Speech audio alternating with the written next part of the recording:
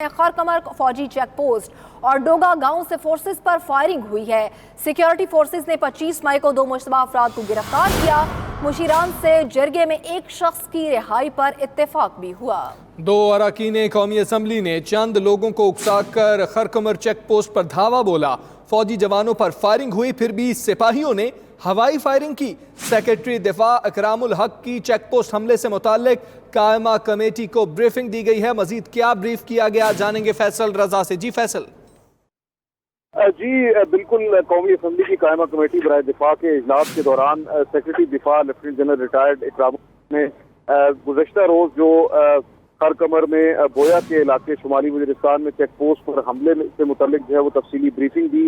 इस मौके पर सेक्रेटरी दिफा का कहना था कि डोगा गांव से चेक पोस्ट पर गुज़श्ता माह में 2 बार जो है वो हमला हुआ। सिक्योरिटी फोर्सेस ने 25 मई को 2 मुश्तबा अफराद को गिरफ्तार किया। 26 मई को मोहसिन दावर और उसके साथियों ने धरना दे दिया। मुशरान से मुलाकात में एक मशकूक शख्स को छोड़ने पर जो है वो रजामंदी जाहिर की गई। सेक्रेटरी दिफा का कहना था कि एक शख्स की रिहाई पर धरना खत्म करने का फैसला हो गया था, लेकिन अली वजीर और मोहसिन दावर ने फोन करके धरना खत्म नहीं होने दिया।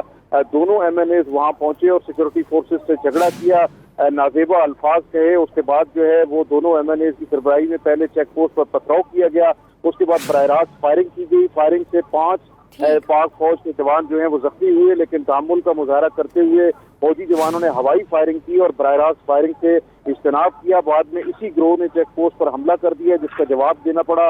रियासत की रेड जो है वो चैलेंज करने की इजाजत हरगिज नहीं दी जाएगी। सेक्रेटरी दिफा का कहना था कि कबायली इलाकों में अमन के लिए सिर्फ फौज नहीं बल्कि कबायलियों और अवाम ने भरपूर कुर्बानियां दी हैं। चंद अफराद को अमन खराब कर। ठीक है फैसल, आप हमारे साथ रहिए। ब्रिगेडियर रिटायर्ड फारूक हमीद साहब ने हमें ज्वाइन किया। फारूक साहब, आपने भी सुना, हमारे नुमाइंदे बता रहे हैं कि 2 अरकान कौमी असम्बली ने चंद लोगों को उकसाया और फिर ही चेक पोस्ट पर हमला हुआ।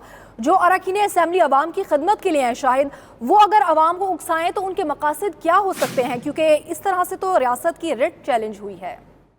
देखिए, इसमें कोई शक नहीं है कि ये दोनों MNAs अली वजीर और मोहसिन दावर, इनका एक डिलिबरेट एफर्ट था। एक आर्मी चेक पोस्ट के ऊपर जो फौजी जवान है उनको प्रोवोक किया जाए, उनको इश्तियाल दिलाया जाए ताकि वो किसी तरह को फायरिंग का तबादला हो।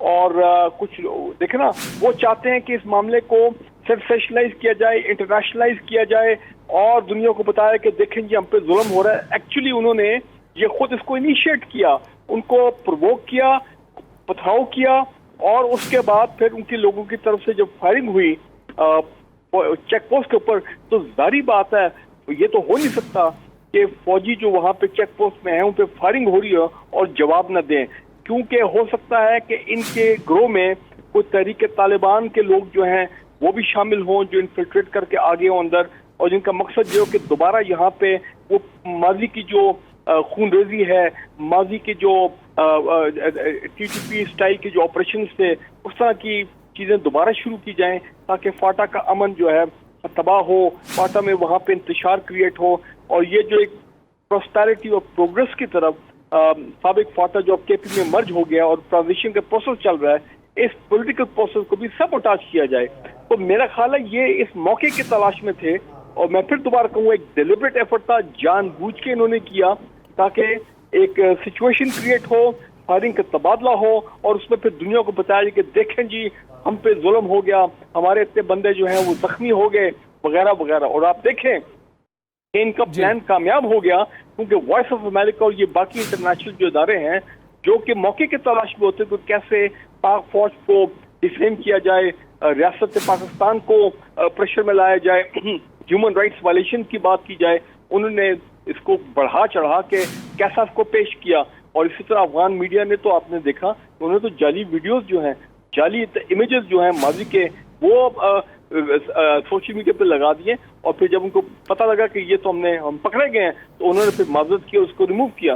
तो कहने का मतलब है कि ये एक जानबूझ के एफर्ट था, एक कोऑर्डिनेटेड एफर्ट था इन दोनों MNAs का कि किसी तरह हम जी बहुत शुक्रिया। ब्रिगेडियर रिटायर्ड फारूक हमीद साहब हमारे साथ मौजूद थे और फैसल आप भी हमें अपडेट कर रहे थे, बहुत शुक्रिया।